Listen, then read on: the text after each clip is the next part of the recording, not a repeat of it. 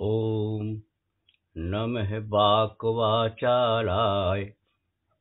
ॐ कौटल्यफादर। नमः नरेन्द्रमोदाय। भ्रमित राजाय नमो नमः। भ्रमित राजाय नमो नमः। भ्रमित राजा, तुम्हें नमस्कार करता हूँ। और भ्रमित इसलिए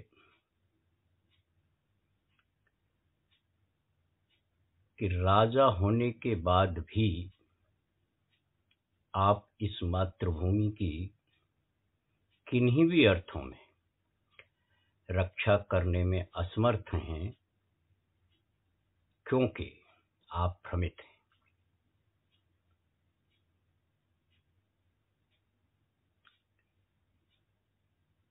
आपने जो कुछ इन दिनों में कहा है, ये है जनता के नाम कोई संदेश नहीं है। सड़कों पर किसान हो, सड़कों पर बेरोजगार हो, सड़कों पर नौजवान हो, समस्त अर्थव्यवस्था चौपट हो, खाद्यान्न सड़ रहे हों,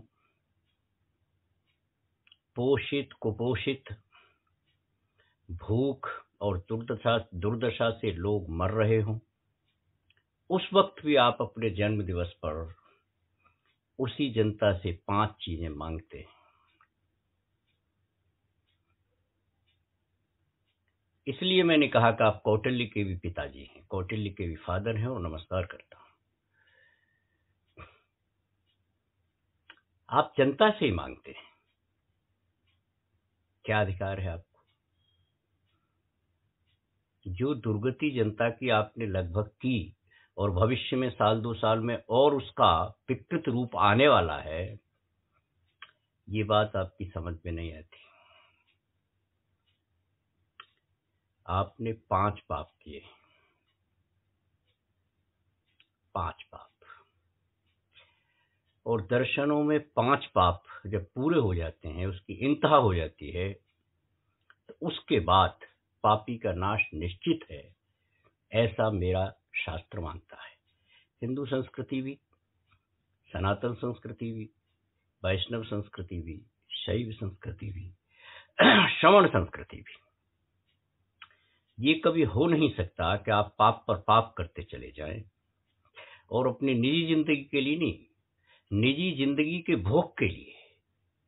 राजा भोग की वस्तु नहीं है, लेकिन आपने समस्त भोगों का भोग करते हुए जो पाप किए हैं, और फिर भी अपने जन्म दिवस पर आप जनता से बड़ी कुटिल दृष्टि से मांग रहे हैं, जैसे कि आप जनता के हितैषी हों, ये बात कुछ समझ में नहीं आती। नोटबंदी का कोई विश्लेषण आपने किया नहीं। रिजर्व बैंक में क्या हुआ क्या नहीं हुआ, आज तक कोई रिपोर्ट नहीं। 8 नवंबर 2016 से पहले क्या स्थिति थी और उसके बाद मुद्रा के छापने में कितना खर्च हुआ, ये कुछ पता नहीं। लेकिन अब उसका विश्लेषण आप करते भी नहीं, करना आपके वश की बात भी नहीं, क्योंकि गुनाह आप कर चुके, 5 पाप आप कर चुके। फिर आपने एक रेवेन्यू को कलेक्ट करने के लिए जीएसटी नाम की चीज, जिसका के अर्धनिशा में, अर्धरात्रि में आपने उसका उत्सव मनाया था, उसमें असफल रहे, घोर असफल रहे। उसके बाद जनता ने आपको मौका दिया, पूरा मौका दिया, और कोरोना नाम की चीज आई, महामारी आई, प्राकृतिक नियम है। यह केवल संकेत होते हैं इस बात के लिए कि राजा अब भी तेरी परीक्षा शेष है। उसमें भी जो कुछ आपने किया वो आपके समक्ष है। बार बार उसका चित्रण करना, हम पहले भी अपने उद्धरणों में कह चुके हैं, उसका चित्रण करना मुश्किल है, क्योंकि उसमें साक्षात मनुष्य की, और कायनात के और जीवों की नहीं, मनुष्य की जो दुर्दशा आपने की है, इतिहास उस बाप को क्षमा नहीं करेगा। और क्षमा क्या, आप तो कह देते हैं कि मैं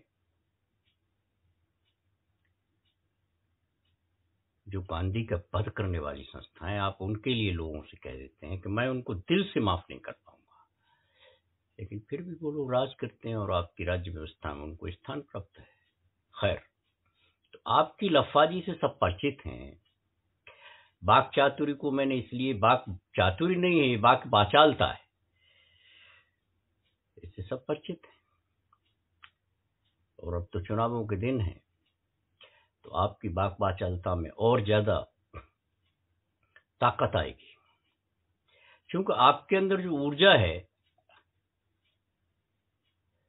वो कुछ विचित्र विचित्र तरह की ऊर्जा है, लेकिन वो नाश को प्राप्त करने वाली, नाश को पैदा करने वाली ऊर्जा है।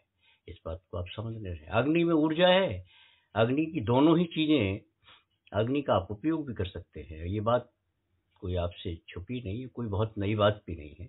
सभी ऊर्जाओं में नकारात्मक भी है, निषेधात्मक भी है, विध्वंसात्मक भी है। लेकिन एक बात तय है कि मकड़ी जाला बुनती है दूसरे के लिए, यानी छोटे छोटे जीवों को फंसाने के लिए, अपने भोजन के लिए, और मकड़ी खुद ही उस जाले का शिकार हो जाती है। ये नियम समझना चाहिए। ये नियम है, देखने को मिलता है, अनुभव में आता है, आपकी समझ में कुछ नहीं आता।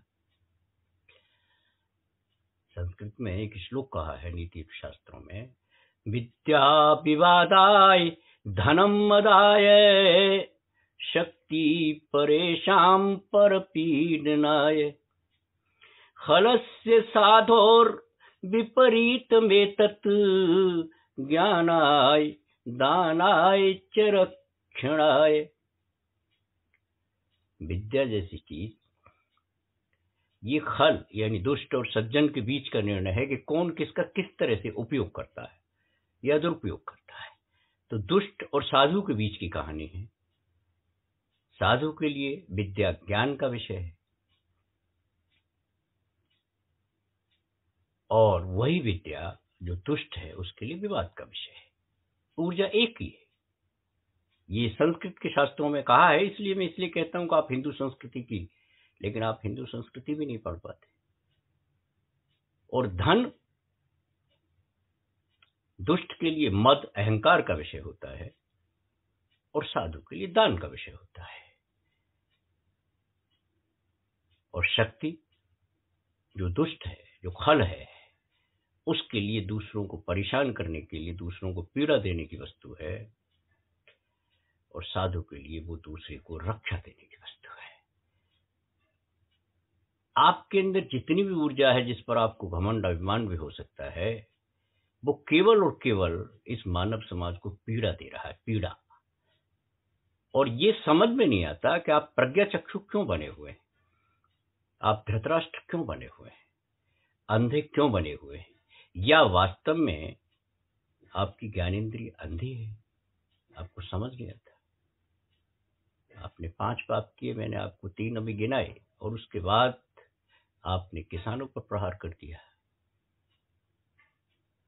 और अर्थव्यवस्था तो पहले से चौपट कर दिया आपने। जीडीपी को अपने अर्थों में भी परिभाषित किया, लेकिन फिर भी वो शीर्षासन लगा बैठी। और मैं कभी अर्थशास्त्रियों की तरह ये बात नहीं कहता हूं कि इकोनॉमी का नाश हो गया, मैं ऐसा कुछ नहीं कहता, कहने की बात भी नहीं, क्योंकि मुझे अपनी भारत माता पर गर्व है, और भारत माता की संपदा पर मुझे विश्वास है, आत्मविश्वास है।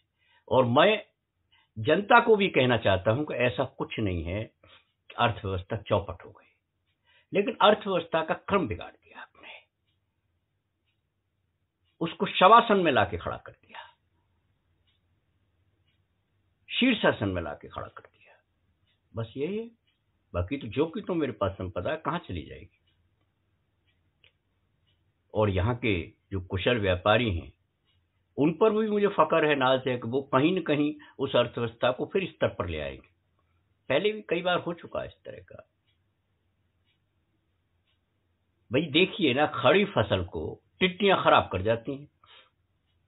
एक दल आता है और टिड्डी को खराब करके चला जाता है, और ऐसा बहुत दफा होता है। लेकिन फिर भी इस भारत माता पर हमें विश्वास है कि दुष्ट कितने भी आए, टिड्डी दल कितने भी आए, संहारक शक्तियां कितनी भी आए, विध्वंसक शक्तियां कितनी भी आए, कोई फर्क पड़ने वाला नहीं है। केवल हम एक बात कहते हैं, और वो उदार भाव से, करुणा भाव से ये बात कहते हैं कि आपकी समझ में क्यों नहीं आता। आप हर विषय को, किसानों के ऊपर, किसान ही जब परेशान है और किसान यूं कह रहा है तो उसकी बात समझनी चाहिए। आप अपनी तरफ से बहुत सी शक्तियां उसे दिग्भ्रमित कर रही हैं, तो क्या आपने उनको दिग्भ्रमित करके ही वोट ले लिए थे? क्या किसान दिग्भ्रमित हो सकता है? सिद्धांत एक होना चाहिए ना। अगर बहुत सी शक्तियां बहुत से लोगों को दिग्भ्रमित कर सकती हैं, तो ये मान लेना चाहिए कि आपने भी 2014 से लेकर और अब तक दिग्भ्रमित ही किया है। तो क्या उनको दिग्भ्रमित किया जा सकता है? क्या दिग्भ्रमित करना आपका धर्म बन गया है? वगैरह वगैरह। अब आप दूसरी बात कर रहे हैं कि दूसरे लोग दिग्भ्रमित कर रहे हैं, क्योंकि आपकी जो कुनीति है, अनीति है, उस पर प्रश्न खड़ा हो जाता है, तो आप उसको कह देते हैं कि लोग, बहुत सी शक्तियां दिग्भ्रमित कर रही हैं। तो आप 2014 से लोगों को दिग्भ्रमित कर रहे थे क्या? इसलिए उन्होंने अपना वोट, अपना अधिकार या अपनी इच्छा, अपनी शुभेच्छा आपको अर्पित की थी। आपकी आंखों में जरा सा भी कृतज्ञता का भाव नहीं होता। जनता पुलिस से पिट रही है, बताइए आप। कमाल की बात है, कौन सा शासन है आपका? और आप कह रहे हैं बहुत से लोग तो तुम कर रहे हैं। अभी आप एनईपी लेके आए, उस पर आपने बड़ी बड़ी बातें की। आपकी हर बात पर देश इतना उन्नति के शिखर पर पहुंच जाता है, इस तरह की बात जब आप करते हैं, इसलिए हम उसको, आपको बाक बाचाल कहते हैं। एक गप्पी लोग हैं आप, गप्पी। आप सिर्फ गप मारते हैं, लोगों को पैसे रिझाते हैं और उसके बाद वोट लेके चले जाते हैं। जो नीतीश कल तक आपके लिए कुछ और बात थी, वो आज इसलिए अच्छी बात बन गया। राजनीति है। नीतीश जी जैसे लोग साथ हों, क्या कहना चाहते हैं आप? न जबान का कोई उपयोग, न मस्तिष्क का कोई उपयोग। कोई गलत नहीं है, कोई सही नहीं है, सही बात है। लेकिन आप सभी का उपयोग करते हैं, और उपयोग नहीं करते, दुरुपयोग करते हैं। क्योंकि उस जिस उपयोग का परिणाम जनता के दुख में परिवर्तित हो, वो उपयोग नहीं है, वो दुरुपयोग है। लेकिन आपकी समझ में नहीं आएगी। जैसा कि मैंने कहा कि दुष्ट और साधु की ऊर्जा उपयोग में सिर्फ इतना फर्क है, एक के लिए कोई चीज अच्छी शुभ बनती है, लेकिन इस भारतीय संस्कृति में बुरे ग्रहों को भी नमस्कार करने का प्रावधान है। इसलिए तुलसीदास जी ने कहा था ना, सिया राम मैं सब जग जानी, करहूं प्रणाम जोरी जुग पानी। मैं बार बार इसलिए कहता हूँ कि आप हिंदू संस्कृति के ठेकेदार मत बनना। सब जानते हैं हिंदू संस्कृति क्या होती है। ये सारा संसार तुलसीदास ने कहा कि सियाराम में है, मैं उसको प्रणाम करता हूँ, दोनों हाथ जोड़कर प्रणाम करता हूँ। तो इससे सारे संसार में बुरा भी है, अच्छा भी है। आपको भी प्रणाम किया जा सकता है। जो बुरे ग्रहों को भी प्रणाम करने का प्रावधान मेरे यहाँ है, और मैं आपको सबसे पहले नमस्कार करता हूँ। पहले भी कई बार आपकी स्तुति कर चुका हूँ, लेकिन मैं सिर्फ इतना कह रहा हूँ कि आप जनता को समझते क्या है। संख्या बल के आधार पर और उसके बाद संविधान का दुरुपयोग करके अपनी शक्ति के आधार पर आपने क्या नहीं किया।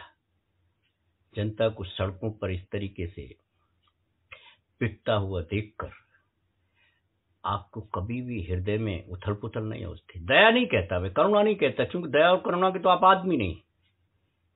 जो अपना घर बार, अपनी पत्नी सबको छोड़ के चलाया हो, उसमें करुणा दया नहीं है। वो एक मिशन के लिए निकला है, और मिशन उसका इतना गंदा है कि भारतीय समाज को, पूरे के पूरे समाज को दिग्भ्रमित कर रहा है। इसलिए मैंने कहा कि आप भ्रमित राजा है। 5 पाप किए और 5 पापों का परिणाम, और उनको आप सराहते रहे। अभी आपके प्रवक्ता, क्या गांधी के चरखे से अंग्रेज भाग गए थे? एक प्रवक्ता है, पीएचडी कहलाते हैं, और बाय द वे त्रिवेदी है, 3 वेदों के संभव थे उनके, मतलब बाप दादे रहे होंगे। कितना कुतर्की है ये प्राणी। गांधी के चरखे से अंग्रेज भाग गए थे, प्रश्न पैदा करता है। तो तेरे लंगोट से भाग गए थे क्या? ये मैं कह सकता हूं और कहने का मुझे अधिकार है और मुझे परिणाम दिखाई दे रहा है कि गांधी के चरखे से ही अंग्रेज चले गए थे। सही बात है, समझने की कोशिश नहीं करेंगे क्योंकि आपको तो मालूम होगा, क्योंकि आप ज्ञानी हैं, इसमें कोई शक नहीं है। आपके पास बहुत सी सूचनाओं का संग्रह हो सकता है, सूचनाओं के संग्रह के साधन आपके पास अपरंपरा है। किसी भी अच्छी सूचना को आप बुरी सूचना और बुरी सूचना को अच्छी सूचना बनाने का आपको कला आती है, वो सही बात है। लेकिन जानते हैं चरखा क्या होता है? मैं वैसी बात कर रहा हूं क्योंकि उन्होंने कहा है प्रतीकात्मक। आपकी थालियों के संदर्भ में कहा है कि आपकी थालियां बड़ी प्रतीकात्मक थी। अरे भाई, चरखे से तो अंग्रेज भाग गए थे, ये दिखाई दे रहा है, लेकिन थाली से कोरोना नहीं भागा, ये भी दिखाई दे रहा है। अब आप कहेंगे इतने दिनों में, उतने दिनों में। कोरोना आपकी वश की बात नहीं है, कोई दोषारोपण लगाने की बात नहीं है, लेकिन आपने राज्य व्यवस्था का, यानी राजा होते हुए भी जो अपनी शक्तियों का दुरुपयोग किया और बेकार के ढोल बजाए, वो आपकी कम अकली का परिचायक है। आप कम अकल लोग हैं, जानते ही नहीं। हमारी है बड़ी अच्छी बात है, लेकिन इसके बहाने कितने लोगों को आपने बर्बादी की कगार पे लाके खड़ा कर दिया, नहीं मालूम ही नहीं। अब एक कृषि बची थी, मेरी भारत माता का अनुपम सौगात। एक दाना डालो 100 दाने पैदा होंगे। ये भारत भूमि आपकी तो खरीदी हुई है नहीं। अब आपने उसको भी चंद हाथों में बेचने का संकल्प ले लिया और आप दुनिया से एमएसपी, न्यूनतम, ये शब्द हैं, इनमें उलझाओ मत। सवाल यह है कि नियत क्या है। सवाल यह है कि आपकी नियति किसानों की क्या बनेगी, ये सवाल है। ये सवाल ये नहीं है कि एमएसपी कम हो जाए, इस पर बहस मत करो। और बहस कर जो लोग करते हैं वो कहीं आपके जाल में फंसते हैं। एमएसपी को आपने तय नहीं किया। एमएसपी का सिर्फ कुल मिला के अर्थ ये है कि भाई उसकी जो लागत है, वो लागत कल बढ़ भी सकती है, कल घट भी सकती है, तो कोई फर्क नहीं पड़ता इससे। लेकिन आपकी जो टोटल व्यवस्था है, आपकी नियत क्या है? क्या आप किसान को इतना कमजोर और इतना दयनीय, जिस किसानों को लेकर ही स्वराज्य की बात हुई थी, इस बात को अच्छी तरह समझ लीजिए। गांधी कभी भी कोई बात करता था तो भारतीय किसान की करता था, क्योंकि अल्टीमेटली अंत तो गत्वा, अंत में केवल और केवल हमारे पास कृषि बचती है।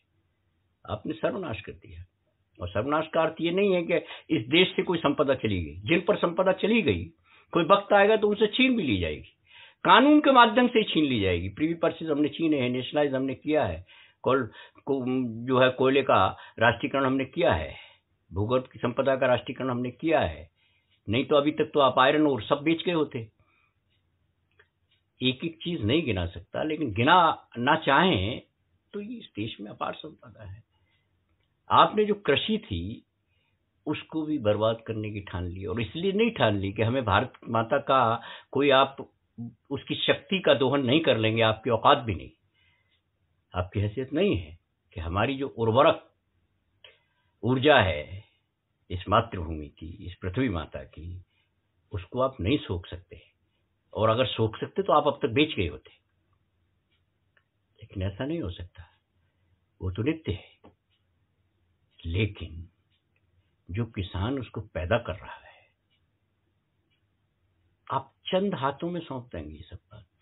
ये आपको दिखाई नहीं देता कि भाई आप कह सकते हैं कि वो कहीं भी बेच सकता है, लेकिन आप ऐसे बात कर रहे हैं जैसे कि किसी भूखे आदमी से आप ये कहें कि उसके लिए पूरा पहाड़ है, ये आप चढ़ सकते हैं। किसान की हैसियत क्या है बेचारे की कि वो सारे हिंदुस्तान नहीं, आप तो कह देंगे अमेरिका में बेच के चले आओ। ऐसा नहीं होता है। जो उसकी क्षमताएं हैं, उस क्षमता का आकलन करने के बाद सरकारी नीति का उस पर क्या असर पड़ेगा, देखने की वस्तु ये है। हमने किसान से कह दिया कि आप हिमालय से कन्याकुमारी तक कहीं बेच सकते हैं। पिछले दिनों क्या हुआ? कश्मीर में 10,000 करोड़ का सेब सड़ गया महाराज। और ये आपको मालूम होगा। हिंदुस्तान की जनता को आप बात पहुंचने नहीं देते, कितनी इकोनॉमी का लॉस हुआ। उनकी तो पूरी की पूरी इकोनॉमी सेब थी। या टूरिज्म था। पिछले दिनों क्या हुआ? ये आंकड़ा बहुत फौरी तौर पर बहुत काबिल लोगों ने बनाया है। आप तो आंकड़े भी जमीन के नीचे दबा देते हैं। 10,000 करोड़ का सेब बेकार हो गया, वहां के चैम्बर्स का, बिजनेस चैम्बर्स का ये कहना है। और उसके पीछे कितने लोग बर्बाद हुए होंगे, कितने लोगों की रोजी रोटी पर, उसके उदर पर, उसके पेट पर फर्क पड़ा होगा। तो आप कुछ भी कह दीजिए कि ये फसल हिमालय से कन्याकुमारी तक बेची जा सकती थी। 5 पाप आप कर चुके हैं, और 5 पापों के बाद छठा कोई पाप होता नहीं। सारे पाप इन्हीं 5 पापों में है। झूठ, चोरी, हिंसा, कुशील, 5 पाप है। और एक संस्कृति में बड़ा पर्टिकुलर शब्द है परिग्रह। आपका पेट ही नहीं भरता, और आपके साथ जो लगे हुए हैं 5-10 लोग, या तो आप उनकी गिरफ्त में हैं। मैं नहीं मानता कि आप इतना भोग कर जाएंगे। आप पूंजीपतियों की गिरफ्त में हैं। वो गिरफ्त में क्यों हैं आप ज्यादा जानते होंगे। और हम जो कुछ थोड़ा बहुत समझते हैं वो ये समझते हैं कि आप अब राजा नहीं रहे, आप कहीं न कहीं व्यापारी हैं, और आपका कोई न कोई साझेदारी इन पूंजीपतियों के साथ है। अब कोई मानने का ये कारण रहा ही नहीं कि आप प्रजातंत्र के प्रहरी हैं। ये मानने का कोई कारण नहीं रहा, और ये निर्विवाद है कि आप एक नाकामयाब आदमी हैं, और संख्या बल के आधार पर जनता को आप दिग्भ्रमित की बात करते हैं। सबसे ज्यादा दिग्भ्रमित आप कर रहे हैं, आपने किया है, और प्रकृति के मुताबिक करते रहेंगे। लेकिन अपरिमित नहीं है आप, असीमित नहीं है। एंड तो है, द एंड तो है। इसलिए ये कहना छोड़ दीजिए। आप करिए जितने जुल्म करने हैं, कर ही रहे हैं। और जुल्म क्या होंगे कि मेरी ही जमीन, मेरी ही खेती, मेरी ही मेहनत, मेरी ही परिश्रम, और सिद्धांत के नाम पर, कानून के नाम पर दूसरों को तमाम बांट दी जाए, या एकाधिकार उनका कर दिया जाए। जैसे पहले साहूकारी सिस्टम होता था, पहले साहूकार पूरा का पूरा अनाज उसके घर में आ जाएगा, उसके बाद वो फिर किसानों को देगा दौड़े पर, दुगने पर, जैसी कि उस वक्त की कल्चर थी। आपने सेम वही संस्कृति लाके खड़े कर दी। जिस किसान के लिए गांधी लड़ा था, जिस किसान को लेकर तमाम वर्ल्ड में उसने बता दिया था कि भारत देश की किसान की दुर्दशा क्या है, और उसके बल पर उसने राज्य स्थापित किया था। आप कहते हैं चरखे से, आपके प्रवक्ता कहते हैं, अहंकारी प्रवक्ता कहता है। समझ में नहीं आता। आपके पोषण के लिए ये लोग मिट्टी के माधो की रक्षा कर रहे हैं। जब गजब है, एक प्रतीक बना दिया है कि साहब ये देवता है।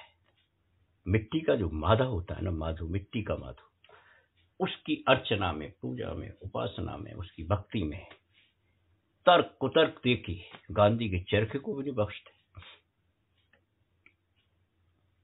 मैनचेस्टर से लड़ाई थी भैया, कपास का इतिहास देख लेना कभी, अफीम के इतिहास को कभी देख लेना। ये लड़ाई क्या थी? गांधी की लड़ाई ऐसी कुछ नहीं थी। अंग्रेजों से उसको, उनके तो अंग्रेज बहुत अच्छे दोस्त थे, बहुत से अंग्रेज जो चिंतक थे, जिन्होंने उनको सराहा। उस वक्त के नाम भी आपके ख्याल में आ जाएंगे, और अपने ख्याल में कर लेना। आप गांधी की तुलना किसी भी मायने में, आपने तो गांधी डायरी पे अपना नाम छपवा दिया था, लेकिन गांधी गांधी है, ये कभी नहीं हो सकता था। तो आपके प्रवक्ताओं का ये अभिमान समझ में नहीं आता कि भरी पार्लियामेंट में कहते हैं कि गांधी के चरखे ने कोई आजादी दिलाई थी। वो उसकी जो आजादी थी वो ट्रांसफर नहीं था पावर का। कोई ऐसा नहीं था कि एक राजा चला जाएगा दूसरा राजा आ जाएगा। मैं ये इसलिए बीच बीच में कहता हूं कि आपकी सोचने में बहुत ज्यादा विकृति है। आप कुछ पता नहीं दुर्गंध युक्त सोचते हैं, विष्ठा युक्त सोचते हैं। समझ में आपकी भी नहीं आता कि गांधी को बीच में लाके आप कहना क्या चाहते हैं। 1000 साल लगेंगे आपको अगर अभी से प्रयास करेंगे तो गांधी बनने में। और हमारे यहाँ पुनर्जन्म की व्यवस्था है, और आपका पुनर्जन्म तो क्या होने वाला है ये बहुत ज्यादा डिक्लेयर तो नहीं किया जा सकता, लेकिन इतना तो तय है कि आप जो कुछ भी बनेंगे मूक बनेंगे। आप पुनर्जन्म में कभी भी ये जबान प्राप्त नहीं कर सकते, ये बात पक्की समझ लेना। चाहे कितने भी तंत्र मंत्र आशाराम कर लेना, कुछ होने वाला नहीं है। और हम तो कहने वाले लोग हैं, कल चले जाएंगे, कोई फर्क नहीं पड़ता। लेकिन सच्चाई ये है कि आपने ठगा है, इसलिए कौटिल्य के आप फादर हैं। आपने ठगा है। लेकिन हमें ये विश्वास है, हो सकता है कि आपको ठगने पर बहुत ज्यादा अपनी कुटिलताओं पर, अपनी मानसिक कुत्सित वृत्तियों पर हो सकता है आपको अभिमान हो और आपको ऐसा लग रहा हो कि हम शायद 10-20 साल राज कर लेंगे। हो सकती है ये बात, लेकिन आप हार गए।